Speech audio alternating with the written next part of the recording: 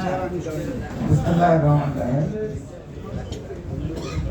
আমাদের বরিশাল জেলা সমিতি কর্তৃক আয়োজিত আজকের এই সুন্দর ইফতার মাহফিলের সম্মানিত সভাপতি আমাদের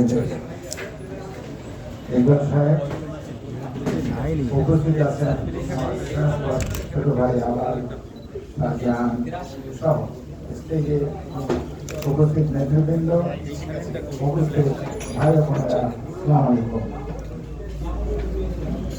ইফতার মাহফিল এবং বরিশাল এ সম্বন্ধে আপনারা অনেক সুন্দর সুন্দর কথা শুনেছেন, সেগুলো আমরা ভুলে গিয়েছিলাম, সেগুলো শুনেছেন। আমি তো অন্য আঙ্গিকে কথা বলি।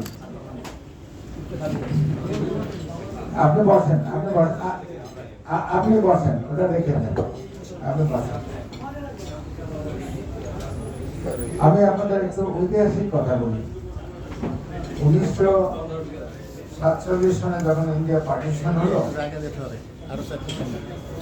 তখন কলকাতায় একটা মাত্র কি করা জায়গা তো নাই, আমরা কি পাই ক্লাবের প্রেসিডেন্ট ছিলেন বসন্ত চৌধুরী, যার অরিজিনাল বাড়ি ছিল কুমিল্লায়। বিরক্ত করতেছি।